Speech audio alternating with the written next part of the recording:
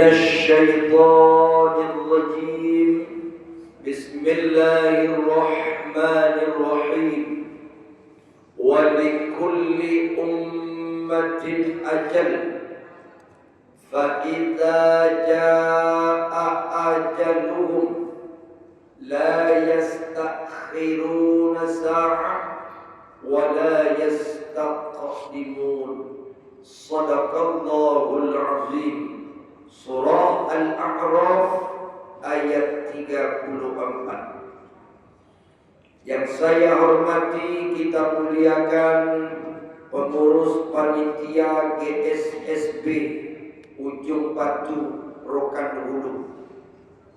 Yang kita hormati tokoh-tokoh masyarakat, nenek mama, para cendekia, alim ulama, tokoh adat, tokoh agama, bapak ibu, kaum muslimin dan muslimat yang insya Allah hadir semua, yang besar tak disebut gelar, yang kecil tak dipanggil nama. Semua kita insya Allah menjadi calon-calon penghuni syurga. Amin ya rabbal alamin. Kita bersyukur kepada Allah Subhanahu wa taala dengan mengucapkan alhamdulillahi rabbil alamin, karena subuh ini Allah masih berikan kita nikmat. Alhamdulillah kembali hadir di kajian-kajian GSSB. Luar biasa semangat jemaah, nikmat hidup, nikmat sehat. Alhamdulillah banyak orang sekarang di rumah sakit. Betul tidak? Banyak sekarang orang tak bisa ngapa-ngapa. Kita masih sehat. Masya Allah. Alhamdulillah. Banyak orang sekarang sudah mati, sudah wafat, sudah berada di alam barzakh. Kita masih hidup. Alhamdulillah. Maka bangun dari subuh, bangun pagi, alhamdulillahillazi ahyana ba'dama amatana wa ilaihi nusyur. Mari kita bersolawat kepada Rasulullah Nabi Muhammad sallallahu alaihi wasallam dengan mengucapkan Allahumma salli ala sayyidina wa nabiyyina Muhammad wa ala ali sayyidina Muhammad. Assalamu alayka ya Rasulullah.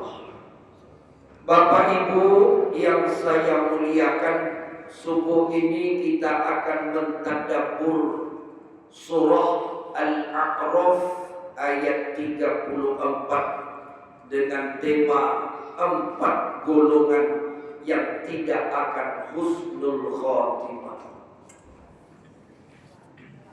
Kalau tidak husnul khotimah berarti su'ul khotimah. Na'udzubillah. Berangkat dari surah Al-A'raf ayat 34, Allah Subhanahu wa taala berfirman, A'udzu billahi minasy syaithanir rajim. Bismillahirrahmanirrahim. Wa likulli ummatin ajal. Dan setiap umat manusia, kata Allah, sudah ditentukan ajalnya. Jadi kita yang hadirkan semua sudah terjadwal. Tidak bisa nilai Pak. Ya Bu ya, kapan jadwal kita sudah ditentukan Allah. Kapan kita wafat sudah tercatat di Lauhul Mahfuz. Tinggal menunggu ya. Sudah siap Bapak Ibu?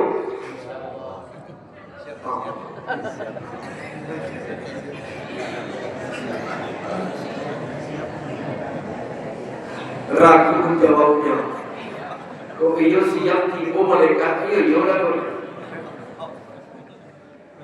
Sudah siap? Harus siap. Harus siap. Apa alasan kita tak siap? Saya banyak tanya sama jemaah, sudah siap wafat Bapak Ibu? Alhamdulillah Ustaz. Ada apa? Banyak dosa kami. Kurang-kurangilah. Kurang amal Pak Ustaz. Banyak kan amal. Apa lagi? Kan itu jawabannya. Masih gue dosa Pak Ustaz. Jangan gue dosa. Harus siap. Dan jangan takut dengan mati. Karena jadwal kita sudah ditentukan. Jadi kita yang datang nih Bapak Ibu, termasuk yang di luar, menunggu saja. Menunggu jadwal. Tiba waktunya, teng lah. Rakit. Kita siapkan dulu dia terlalu aku. Kalau tiba tampang-tampang wajah-wajahnya, anda siapkan dulu. Tidak. Nah, boleh bapak duluan, ibu duluan, aku yang terakhir beliau. Tidak. Atau aku yang terakhir, bapak ibu duluan, beliau. Atau pulang ceramah ini dapat kabar dari Pekanbaru Ustaz Edi Setiawan yang meninggal. Innalillahi wa inna ilaihi raji'un. Tolong doakan saya. Saling mendoakan kita. Jadi kita ini sebenarnya menunggu saja. Yang pasti hidup ini menunggu kematian. Kok nunggu pitiawan belum tentu. Kok tiba tidak. Kalau menunggu kawan belum tentu juga datang. Tidak pasti. Tapi menunggu mati pasti. Siap tidak siap, setuju atau tidak setuju, kita pasti sampai pada waktunya. Maka pekerjaan yang paling membosankan itu adalah menunggu. Termasuk menunggu mati. Tidak mungkin kita di rumah duduk di teras. Lewat orang. Apa itu Pak? Tahu nunggu mati. Tidak lama kan?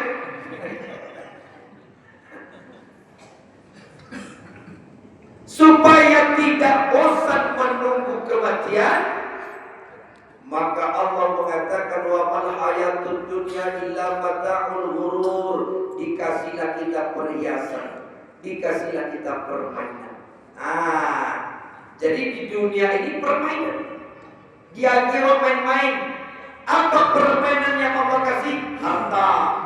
Maka sibuklah orang mencari harta. Tak terasa dan tua ibu datang kematian. Disibukkan.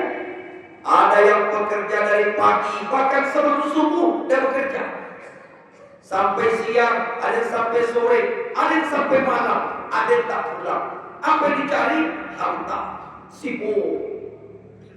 Ada namanya permainan pangkat jabatan, mencari pangkat jabatan. Sikut sana, sikut sini, hantam sana, hantam sini. Yang penting dapat jabatan, tiba-tiba mati. Disibukkan kita, dikasih oleh Allah. Ada orang memikirkan jabatan, tak tidur dia. Jadi pundak, jadi pundak, jadi pundak. Berhasil atau tidak? Oh sibuk. Dunia disibukkan dengan permainan. Ada yang disibukkan dengan pasangan hidup. Punya suami, sibuk urus laki. Pagi dan urus laki. Sampai pulang kerja urus laki. Dan sampai malam urus laki. Tak terasa dah tua. Ngurus istri. Semua permainan. Tiba anak dan urus anak. Mendidik anak, menyekolahkan anak dan sebagainya. Untuk apa semua itu? Nunggu mati. Nunggu mati. Tak ada menunggu mati. Pagi selesai subuh, mulai keluar kita pulang. Dah siang loh. Nanti mau zuhur, baru istirahat makan, bari-bari sebentar, langsung sore hari. Baru mandi, maghrib, datang isya. Dapurnya awak, dan tidur awak. Besok pagi, pun tidurnya. Ulang. Tak terasa umur dah 50 dan 60 70 80 ada langkah. Paling lama kita yang hadir di Bapak Ibu paling lama ya 20 tahun.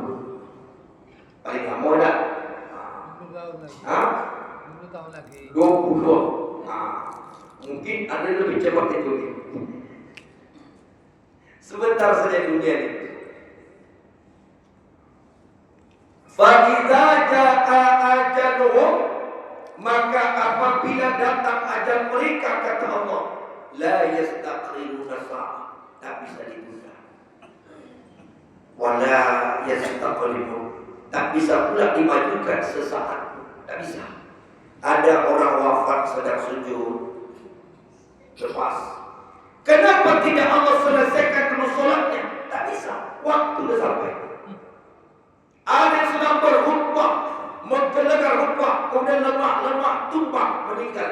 Kenapa tidak Allah selesaikan dulu khutbah Jumatnya baru meninggal? Tidak bisa, la yastakhiruna sa'ah, tak bisa ditunda, waktunya sudah sampai. Kenapa tidak dibawa ke dokter yang paling hebat, rumah sakit yang paling munafik? Tidak bisa, waktunya sudah sampai. Tidak sakit pun mati juga. Bukan karena tua, anak-anak bayi pun mati, meninggal. Karena waktunya sudah sampai. Maka Bapak Ibu, kita tidak perlu takut dengan mati. Setuju? Lebih takut cik. Tak perlu takut. Yang kita takutkan itu adalah saat datang kematian, ada dua pilihan. Apakah husnul khotimah atau su'ul itu nak takutin Bapak. Di mana kita nanti? Apakah wafatnya kita dalam keadaan baik, dalam keadaan yang diridhoi oleh Allah, atau wafat dalam keadaan dilaknat oleh Allah? Karena disitulah penentuan nanti. Masuklah ke alam barzakh. Dua rotopnya. Ada namanya Raudhatam min Riyadil Jannah, ada Hufratam min Hufarin Niran. Ada taman-taman surga. Siapa yang dapat husnul khotimah sampai di Raudhatam min Riyadil Jannah, taman surga, menunggulah dia di taman surga itu sampai datang kiamat. Berapa lama dia menunggu? Bayangkan orang yang hidup di zaman Nabi Adam sampai sekarang masih menunggu datangnya kiamat. Apakah menunggu di alam barzakh itu tidur? Tidak, hidup.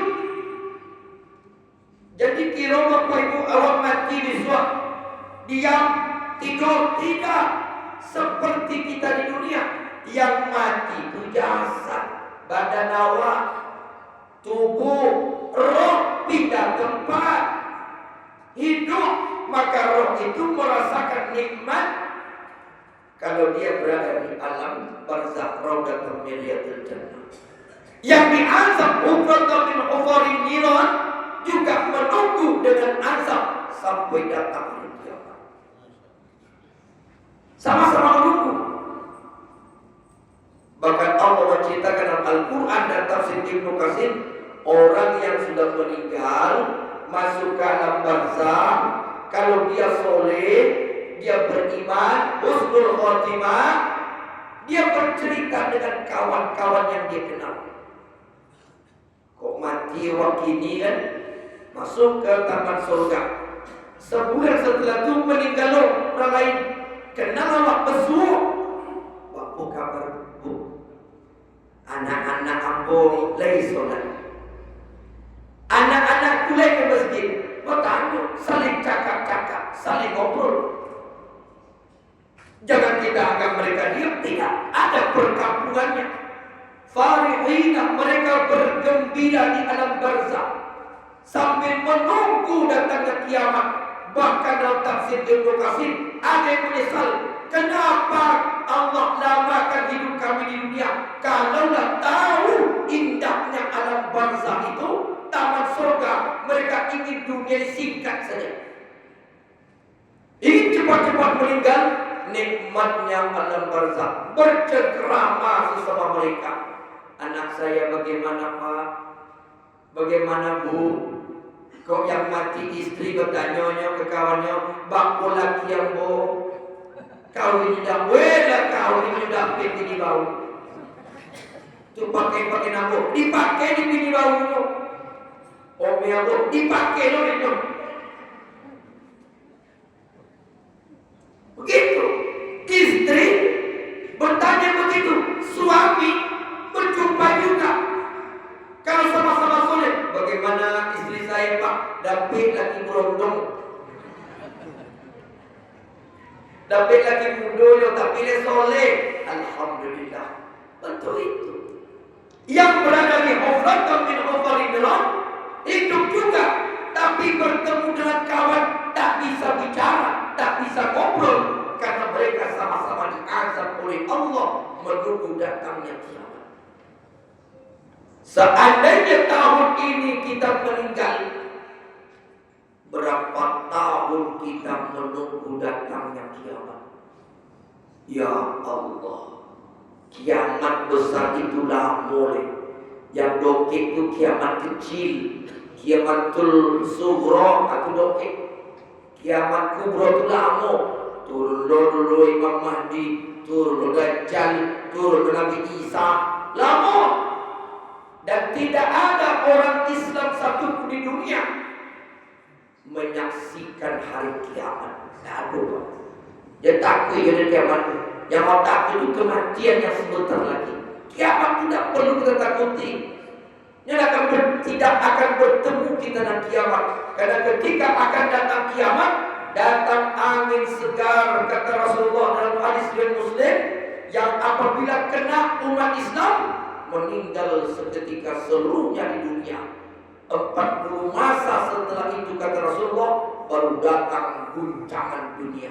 Jadi umat Islam satu pun tidak akan menyaksikan bagaimana dahsyatnya hari kiamat. Dan tak tidur kiamat, dan nampak ya Pak. Yang menyaksikan dahsyatnya hari kiamat itu orang-orang kafir.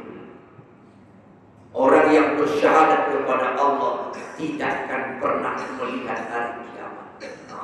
Itu dibobong ke kiamat hari. Tidak berseluruh.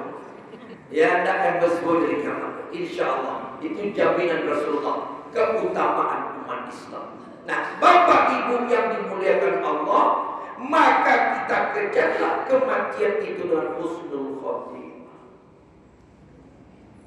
Kau dapat husnul khotimah, masuk taman surga, nikmat sampai hari kiamat. Insya Allah sampai ke surga. Tapi kalau mati celaka, ya Allah, habislah. Tak bisa balik, tak bisa. Lah mati tak bisa balik. Walaupun banyak doa yang diceritakan oleh Allah dalam Al-Quran. Rabbirji'u la'alli a'mal salihah.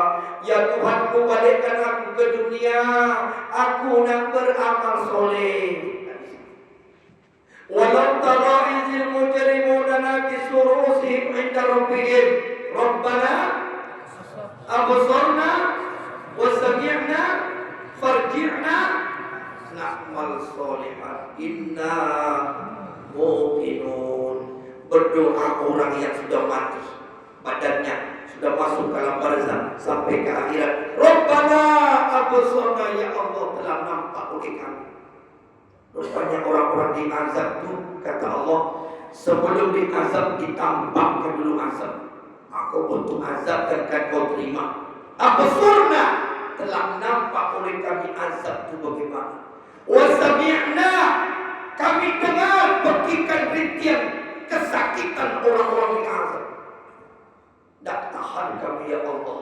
Farji'na, rujukkan kami, balikkan kami ke dunia. Untuk apa?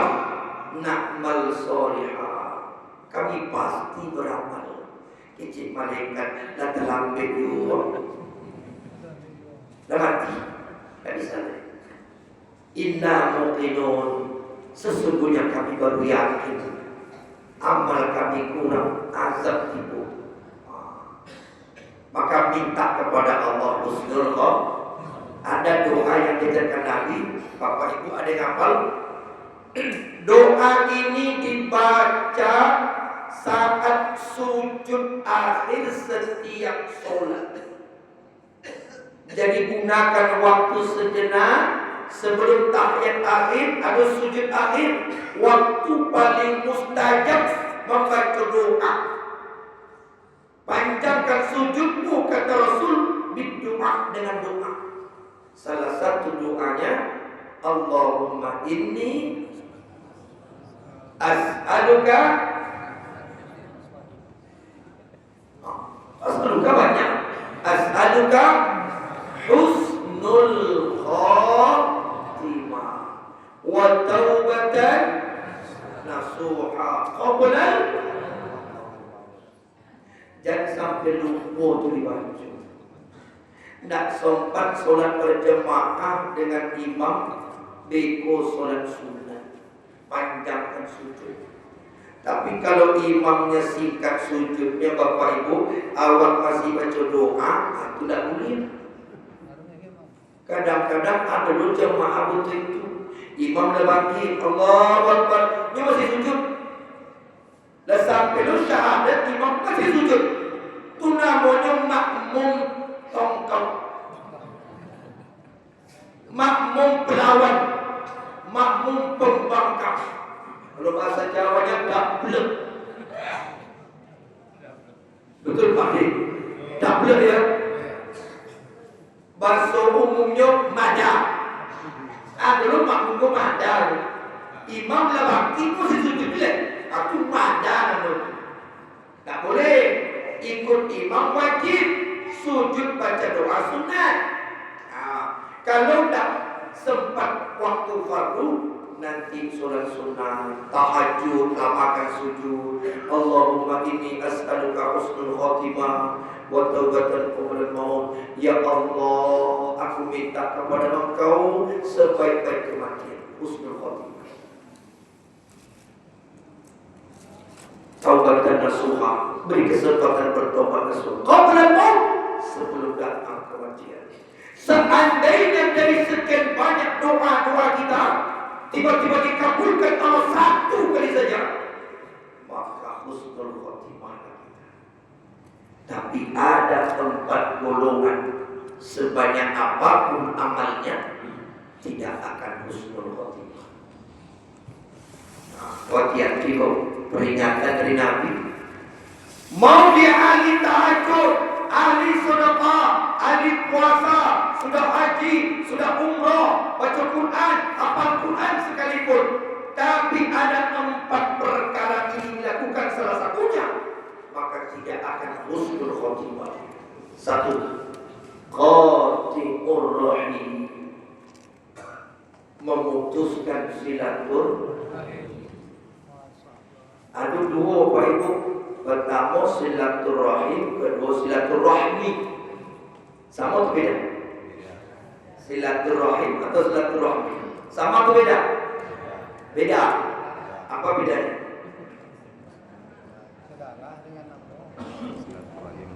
Ada ulama membedakan. Kalau silaturahmi itu satu rahim. Saya ulangi, kalau silaturahmi itu satu rahim dari Hawa, Nabi Adam. Maka anak keturunan Nabi Adam disebut dengan Bani Adam. Sama-sama kita disebut manusia.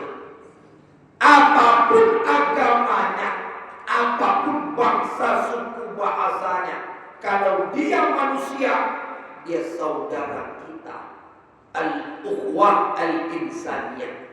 Ukhwah, persaudaraan, al-insaniyah, sesama manusia, wajib saling menghormati selama kita tidak diganggunya. Mau orang Amerika dia, mau orang Jepang dia, mau orang Cina dia manusia, saudara kita, saudara satu anak keturunan Nabi Adam. Kalau silaturahim satu rahim, ibu kandung, adik beradik, iko dan putri, kojan rusak. Jangan sampai berkelahi adik beradik. Nak sehebat apapun tahajud awak, takkan husnul khotimah. Jago-jago itu Bapak Ibu. Adik-beradik kandung dengan orang tua kandung itu tidak boleh putus. Seburuk-buruk adik kita, dia adik kita. Tak ada mantan adik. Seburuk-buruk abang dan kakak kita, dia saudara kita, satu darah, satu rahim. Tak bisa dipisahkan. Dan dipisahkan. Kini bapak ibu itu dan banyak terjadi.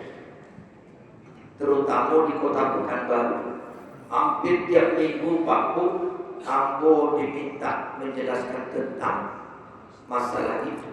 Apalagi sejak tanah roboh naik. Ya? Sejak tanah roboh naik, banyak adik-beradik bercokak gara-gara harta warisan. Minggu kemarin datang orang konsultasi. Adik-beradik perempuan semua, kebetulan perempuan semua, 3 beradik perempuan semua, merebut tanah 1 hektar. Tidak banyak loh, 1 hektar. Tapi di kampung, kalau di kota hektar itu, apalagi di Jalan Sudirman, ratusan miliar itu, ya kan? Di kampung 1 hektar, bercokak adik mendukuni kakak kandung, disantet kakaknya sampai kakaknya sakit bertahun-tahun. Gara-gara tanah warisan. Orang seperti ini mati takkan husnul khotimah, dipastikan masuk neraka. Maka qati'ur rahim dakhalan nar. Siapa yang memutuskan hubungan adik-beradik kandung, tercatat namanya, sudah ada sipnya, sudah ada porsinya, kaplingnya di neraka. Lebo-lebo, hati-hati. La yadkhulul jannah man kana qati'ur rahim. Tidak akan sampai ke surga orang-orang yang memutuskan silaturahim. Tak termasuk dulu. Nak sehebat apa dia solat, ibadah sebagainya, habislah. 2 minggu sebelum itu lagi datang, mau datang ke rumah saya. Saya bilang saya lagi di luar, bisa tak Ustaz datang ke rumah? Datang saya ke rumah. 3 beradik juga, laki-laki paling tua, perempuan nomor 2, perempuan nomor 3. Berkelahi, tidak mau damai. Saya kasih solusi. Ada cara pembagian harta warisan itu dengan cara kekeluargaan. Itu juga hukum Allah. Ada loh pengajian Bapak Ibu di YouTube, harus dibagi secara faraid. Itu hukum Allah. Menjaga persaudaraan itu juga hukum Allah. Menjaga persatuan adik-beradik hukum Allah. Wa'tasimu bihablillahi jami'a wa la tafarraqu. Jangan bercerai-berai, jangan bercokak. Itu hukum Allah juga. Saya berilah jalan solusi kekeluargaan. Untuk abang sekian persen, untuk adik perempuan sekian persen, untuk adik sekian persen. Tak mau. Kalau tidak mau, kita ambillah yang faraid. Bagi secara Islam. Laki-laki lebih banyak. Tak mau deh. Saya bilang sebenarnya berapa harta yang direbutkan itu? Lumayan banyak Ustaz. Berapa jumlahnya? Hampir 200 miliar Ustaz. Dalam hati saya mati kan. Hampir 200 miliar. Kebun sawit saja di Medan 1000 hektar. Bapaknya rumahnya pengusaha sawit, 1000 hektar, punya PKS dia. Bapak meninggal. Rumah di Jakarta 20 miliar harga pasaran.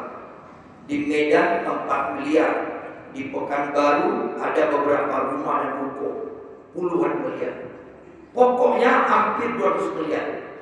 Kalau begitu gini saja. Untuk bapak yang laki-laki 70 miliar.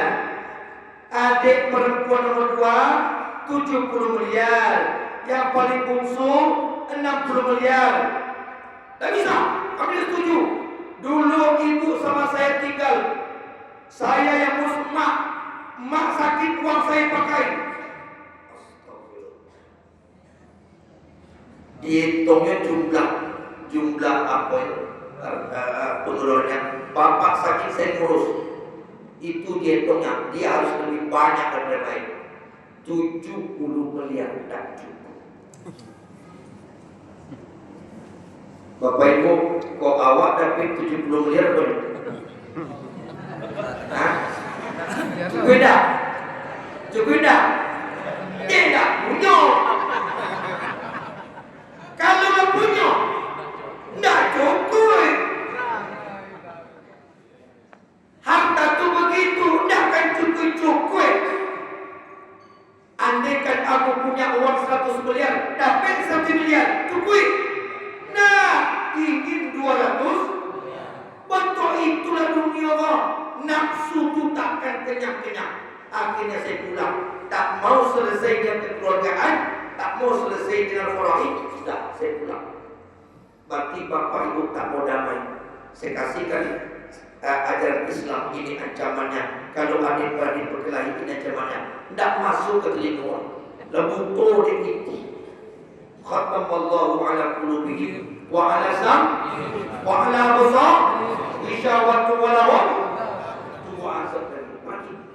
Ini kalau mati hati kau, tidak mau mendengarkan kebenaran, pekatlah telinga dia. Tak mampu nasihat, sawa'un alaihim, sama saja bagi mereka. A'anzartahum, kau beri peringatan, am lam tunzirhum, atau tidak kau beri nasihat, sama aja, tak pengaruh. La yu'minun, mereka tak mau beriman, tak mau tahan. Hati sudah dikunci oleh Allah. Habislah. Nah, orang seperti ini Bapak Ibu tidak akan bertemu dengan surga. Dan bercokak awak adik-adik. Kadang-kadang Bapak Ibu awak waktu kita berakal awak. Lalu awak hilangkan. Tak memang yuk. Tengok anak-anak Pak. Dibelanya adiknya, mati-matiannya. Aku ngomong-ngomong dia laki Pak. Dibelanya adiknya. Dibelanya kakaknya. Kalau kamu kakak Den, abang Den, awas kalau dia bunuh. Begitu sayang sama adik, sama kakak. Waktu anak-anak, ketika lah dewasa lah godam, kakaknya dibunuh dia. Abangnya dimusuhinya, adiknya disingkirkannya, hilang akal. Kalah kita musuh. Ini orang pertama yang tidak akan husnul khotimah. Pesan saya Bapak Ibu, bagi Bapak Ibu yang kaya-kaya. Ada orang kaya sini? Hah? Banyak? Nah, semoga semuanya jadi orang kaya. Amin ya Rabbal. Berdoa dengan mereka bersyukur. Bapak Ibu kaya harta, berlimpah hartanya. Amin. Bapak Ibu yang kaya-kaya.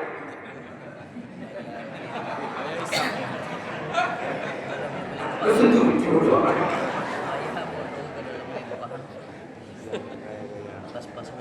Khadijah, perempuan terkaya di Mekah, tajirah, pengusaha perempuan, wafat, tidak ada warisan satu biji kurma.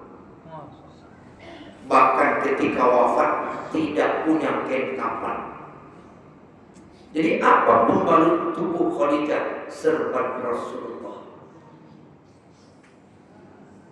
Rasul wafat tidak ada untuk Fatimah. Semua habis diwakafkan, disedekahkan, dizakatkan, keluarkan. Itulah senjata awak, itulah kendaraan awak. Kau nak bertumpuk. Awak belum menikmati hati. Belum sempat kita menikmati harta yang kita simpan di rekening ini, rekening itu, omeko nak boleh omeko. Belum sempat menikmati awak pun mati anak juga. Apalagi kalau maaf bicara Bapak Ibu, kalau anak sudah sukses, sudah mandiri, harta kita punya berbanyak wakaf. Tapi kalau masih sekolah anak awak, masih butuh bantuan buat investasi.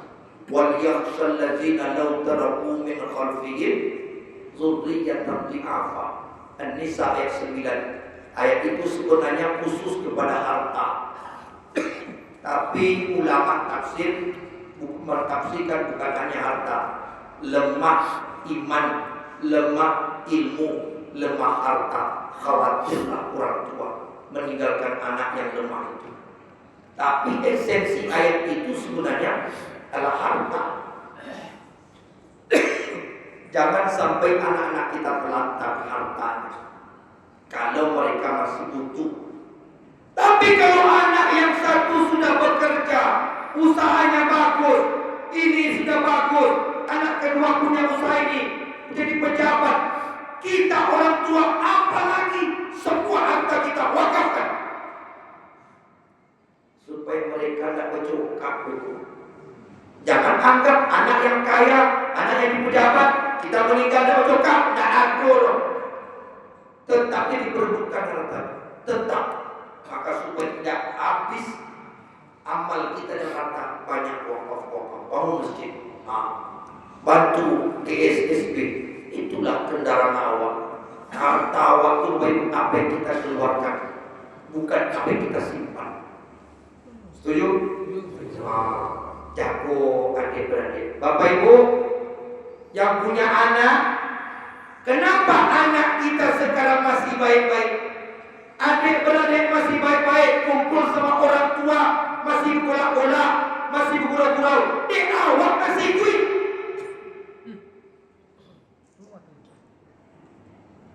Coba nikmati mas. Allah tonton. Semua, ya. Yang kedua, orang yang tidak akan husnul khotimah adalah man tarkus sholata muta'ammidan. Orang yang sengaja meninggalkan solat. Subuh nak solat, zuhur solat, asar solat, maghrib solat, isya solat, 4 waktu ini dianggap tak solat karena subuh tinggal. Sebab solat itu 5 waktu, bukan 4 waktu. Jadi kurang-kurang. Inna sholata kanat 'alal mu'minina kitaban mawquta. An-Nisa ayat 103. Jangan dikurang-kurangi. Tak ada bolong-bolong. Subuh solat, zuhur solat, asar dah, maghrib solat, isya solat, tidak dianggap solat 1 hari itu. Matinya takkan husnul khotimah. Apalagi tak solat-solat. Sembohyang sekali seminggu yo.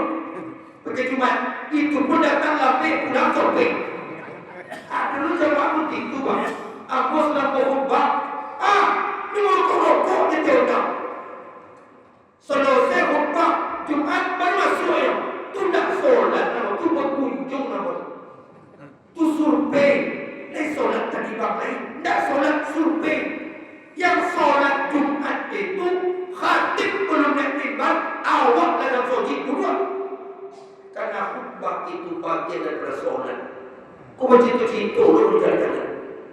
Kalau khutbah sudah dimulai, Assalamualaikum warahmatullahi wabarakatuh. Baik dalam masjid maupun di luar masjid, tidak ada yang luar bicarakan. Banyak Bapak. Itulah gunanya berilmu. Ada loh, pas orang khutbah mulai, bapak mulai, mama, yo, ambil ke soji, yo, assalamualaikum, batal Jumatnya. Orang sudah khutbah. Tak boleh bicara sudah khutbah itu. Khutbah itu adalah ansitu, dengarkan. asma'u, dengarkan, simak. Kok masih begitu ni? Sambil rumah ada simakan ni. Coba dengan betul pada dunia Allah Ta'ala. Tak sah. Yang khutbah Jumat itu sah kalau kita dari awal Assalamualaikum sudah mendengarkan tanpa bicara. Ada pula sudah masuk masjid, suruh kawannya, abang boleh kawan. Khutbah sudah mulai, azan sudah berkumandang. Tak boleh. Berarti dia tak solat. Tadi subuh solat, Jumat rusak, asar solat, maghrib solat, isya solat, tak sah solatnya. Karena Jumatnya rusak, zuhur rusak, dianggap tak solat. Orang seperti itu mati takkan bertemu dengan husnul khotimah. Lepas Bapak Ibu, ngaku-ngaku kan, contoh paham kok. Pak jalan celengan jalan udah. Pak mulai celengan jalan. Tak apa-apa. Celeng jalan asal jangan bicara. Tak apa-apa. Celeng jalan aja, tapi yang kecil celeng itu. Ya, yang tak boleh itu bicara. Baik dalam masjid maupun di luar masjid. Kadang dari kantor, dari begitu dia jalan tuan. Khatib sudah mau khutbah begitu tuan. Tak sah. Tak boleh. Berapa puluh tahun kita sholat seperti itu. Berarti selama itulah sholat kita ditolak oleh Allah. Taubat awal. Besoknya diulang-ulang. Jangan tinggalkan sholat. Orang yang meninggalkan sholat, dia takkan husnul khotimah. Ancaman yang kedua, orang yang meninggalkan sholat, bolong-bolong sholatnya, Nabi tidak pernah mau menyolatkan jenazahnya. Jadi termasuk orang yang tak mau Nabi sholatkan jenazahnya, orang yang suka meninggalkan sholat. Tak mau. Karena Nabi itu setiap mau jadi imam saat sholat jenazah, dia tanya, apakah jenazah ini semasa hidup sering meninggalkan sholat? Sering Rasulullah. Kalau begitu aku tidak menyolatkan. Kalian terserah. Nabi tak mau. Kenapa Nabi tak mau? Orang yang meninggalkan sholat dianggap oleh Allah wastakbar, wastakbar, orang sombong. Tetapi dalilnya, Bapak Ibu, saya tanya, iblis itu diusir oleh Allah dari surga kenapa? Sombong kan? Kenapa dikatakan sombong? Tidak mau sujud kepada Adam. Iblis tidak mau sujud kepada Adam, dicap oleh Allah sombong. Ada orang tak mau sujud kepada Allah yang menciptakannya, mana lebih sombong, dia atau iblis? Masih mending iblis, Bapak Ibu, tidak mau sujud dengan makhluk yang di bawah dia. Khalaqtani min nar, khalaqtahu min tin. Kau ciptakan aku dari api, Adam dari tanah. Aku lebih baik. Gengsi dong. Masih mending ada gengsi dia untuk sujud kepada makhluk. Tapi kalau manusia tak sujud kepada Allah, mana lebih sombong? Iblis atau orang yang tak sholat? Itu alasan kenapa Nabi tidak mau menyolatkan jenazah orang yang tak sholat. Orang sombong mati. Jadi sampaikan ke anak-anak bujang, anak kadiawak. Nah, bertanya makcik nak yo, bertanya pakcik yo. Kalau anak lah bujang pak, nak tolong kowe-kowe orang melawan yo, boleh berpikir. Setelah SMA yo, SMP dia akan berpikir. Iblis kenapa diusir dari surga nak? Dia sombong mah. Kamu sujud kepada Adam. Dah omong iblis sujud kepada Adam, diusir dari surga. Keluar dah mau sujud kepada Allah. Apa pendapat? Sudah berpikir, dipaksa-paksa melawannya, diajak berdialog. Iblis yang tak mau sujud dengan makhluk saja diusir dari surga, dicap apa wastakbar, dikafirkan oleh Allah wa kana minal kafirin. Padahal iblis itu dulu taat, padahal iblis itu soleh, tapi gara-gara dia menolak kebenaran, tak mau sujud kepada Adam, dikafirkan oleh Allah. Maka jangan heran orang-orang tak mau sujud kepada Allah, lama-lama dikafirkan Allah. Bapak Ibu, di mata kita dia muslim, dalam pandangan kita dia Islam, dia belum murtad. Di mata Allah bisa jadi dia sudah kafir. Karena sombong itu nanti akan menjadi wa kana minal kafir. Menurut awalnya Pak, Allahu Akbar, Allah maghfir lahu warhamhu, kecil awal. Kecil Allah yang mati tak salat-salat itu kafaroh, keningnya ditulis kafaroh. Man tarku sholata muta'ammidan faqad kafara jihara. Siapa yang sengaja meninggalkan salat fardu, maka dia dicap oleh Nabi kafir yang sesungguhnya. Matinya tidak akan husnul khotimah. Nauzubillah min. 3. Wadain, orang yang mati berhutang tidak akan husnul khotimah. Nah, ini hutang. Ya, jangan anggap enteng hutang. Makan godok di ngos biji. Ada yang bilang, ucap kodai itu. Kalau banyak kodai hutang diam. Mati dia, walaupun disolatkan oleh orang-orang, kita kena tidak tahu, tapi Allah menolak rohnya. Orang yang mati berhutang, bainas samai wal ardi ila yaumil qiyamah, rohnya dikatung-katungkan oleh Allah antara langit dan bumi sampai hari kiamat. Ribuan orang datang pada Yasin, Yasin wal Qur'anil Hakim, bermati tapi berhutang. Maka bacaan itu tak ada manfaat bagi dia, karena rohnya tak diterima oleh Allah. Hati-hati. Boleh berhutang ke rakyat, olah mencilok di negara mati, berhutang ke rakyat. Taubat sama Allah diampunkan Allah. Dan taubatnya datang ke lagi kajiannya lah, hajinya lah, umrohnya. Taubat sama Allah diampunkan Allah, tapi dengan rakyat, masih berhutang Pak. Makanya koruptor itu boleh Pak, taubatnya Pak, boleh. Harus mengakui di media, di televisi, di medsos, diumumkan. Jika belum ditempel setiap rumah, maafkan kesalahanku, aku dulu jadi pejabat korupsi, ikhlaskan harta kalian yang aku makan. Ada tak begitu? Kalau tidak, berarti dia mati berhutang. Woi, kemana nak kedua? Mengaku gengsi, malu, dan mengaku hutang.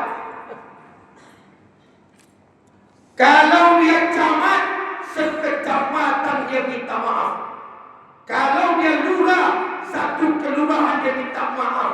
Kalau dia bupati, satu kabupaten dia minta maaf. Kalau dia gubernur seprovinsi, dia minta maaf. Kalau dia menteri presiden se-Indonesia, dia minta maaf. Kalau tidak, dia mati berhutang. Koruptor itu matinya berhutang, rohnya ditolak oleh Allah. Bahkan kata Rasulullah, andaikan dia mati berjihad di medan perang, Allahu Akbar, tapi hutang masih ada, rohnya ditolak oleh Allah. Awak boleh ke rumah, baca Yasin tiap malam. Kebetulan yang mati itu pejabat Wakayo, banyak piti, 7 malam bertuit-tuit, tetap rohnya tak diterima oleh Allah. Matinya takkan husnul khotimah. Hati-hati. Berapa minimal ustaz utang tu yang tidak diterima oleh Allah ibadah kita? 2 dinar. Berapa 2 dinar itu Bapak Ibu? Minimal. Kalau kita tengok mata uang dunia sekarang, mata uang apa yang paling tinggi? Oh, rendah. Apa? Hah? Kuwait. Dinar Kuwait. 1 dinar Kuwait 53.000. Dolar 60.000 Pak. Pound sterling 80.000. Euro berapa boleh? Pound sterling 20.000-an. Dinar 53.000. 1 dinar 53.000 rupiah. Kalau 2 dinar 106.000. Siapa yang punya hutang 106.000, matinya takkan husnul khotimah. Aku 5 juta hutang. Ya Allah. Halo. Kok pada tegang semua nih? Kok banyak hutang Pak Eko? Nah, jangan kata enteng. Makan lontong kipi 3, apa kipi cie ala tuo hutang. Cek kodai berkolah 10 kodai kali kena. Tu cek kipi kok kodoh le. Tu apa Ustaz? Minta maaf, minta diikhlaskan atau bayar hutang. Kalau tidak Ustaz, matilah. Rasulullah datang kali waris, ayo mati pula. Kemana nak mengadu? Nanti dari kiamat datang kita sebagai muflis, orang yang tekor. Itulah pembayar hutang kita. Amal kita untuk dia, dosanya untuk kita. Itu pembayar hutang Islam.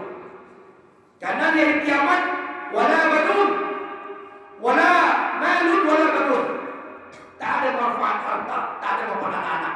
Amal kita lah pembayar hutang kita. Yang terakhir, kok semakin aku semakin angin Pak Lor, semakin togang Pak. Ikut pesan Nabi Pak, tak kecil Ustaz dong. Ustaz kecil hutang tuh, hajinya tuh singgung deh. Nak kecil Abu, kecil Rasulullah. Paham? Itu pesanan nombor. Yang terakhir, orang yang tidak akan husnul khotimah, uququl walidain, doko ke orang tua,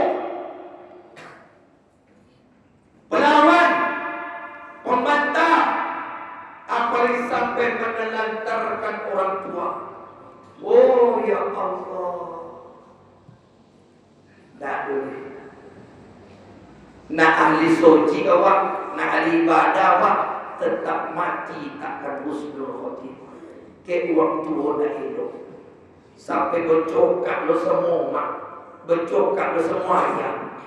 Anak kini bapak ibu ya Allah, tadi mana salah? Lah banyak anak kini melawan. Aku sejak internet kini buat gara-gara handphone omong mak ditijui. Gara-gara pulsa ibunya sholat di tendangnya. Gara-gara motor bapak dia ketik. Astagfirullah. Kadang yang berikan itu nangis. Ada orang tua nak modal, nak punya keluarga apa piti, dititip ke panti jompo orang tuanya. Astagfirullah. Al-jannatu tahta aqdamil ummahat. Nabi jamin surga ada di telapak kaki ibu. Kenapa dibuang surga itu? Kenapa ibu ditelantarkan? Kenapa ayah dilawan? Tapi, lalu tapi Bapak Ibu, supaya kita jangan berat sebelah, timbul pertanyaan besar, big question, the big question. Kecil orang kampung buat. Itu artinya, atau tidak? Kamu nak pertanyaan besar. Kenapa anak saya durhaka Pak Ustaz? Saya sudah sekolahkan agama, saya kasih dia rezeki yang baik, saya didik dia dengan baik-baik di rumah ngaji Ustaz. Kok melawan kamu Ustaz? Tidak 100% salah anak. Kadang-kadang anak itu penjelmaan dari Allah untuk membalas kesalahan kita. Mungkin dulu ketika kita jadi anak, kita juga durhaka sama orang tua. Tuh ini anak-anak melawan kawan. Jangan salah anak. Siapa kita? In ahsantum li anfusikum wa in asabtum falaha. Al-Isra ayat ke-7. Siapa yang menanam, dialah yang menuai. Kenapa anak durhaka? Di awal dulu bentuk itu loh. Kenapa anak membuat saya Ustaz? Kenapa anak menelantarkan kami orang tuanya? Dulu ketika kau jadi anak-anak, ketika kau jadi remaja, kau perlakukan orang tuamu seperti itu. Anak pun melakukan seperti itu. Buah apel tidak jauh jatuh dari pohonnya. Anak itu miniatur diri kita. Jangan 100% salahkan anak. Nggak ada Pak Ustaz, aku elok orang tuamu, aku didik elok-elok anak-anak. Mungkin itu ujian dari Allah. Sabarlah kita. Tapi anak yang memperlakukan orang tuanya tidak baik, tidak akan husnul khotimah. Nah, mungkin kan? Cukup kan? Nah, kita mau dulu kuliah dulu. Mudah-mudahan yang sedikit ini kita semua dapat husnul khotimah. Dan doa dia, Allahumma inni as'aluka husnul wa taubatan nasuha. Bapak Ibu mohon maaf jika ada yang salah. Kok ada dan tersinggung, mohon dimaafkan. Tugas aku menyampaikan. Kalau ada yang tidak benar, maafkan kesalahan saya. Demikian, terima kasih, mohon maaf. Subhanakallahumma wa bihamdika asyhadu an la ilaha illa anta astaghfiruka wa atubu ilaik. Wassalamualaikum warahmatullahi wabarakatuh.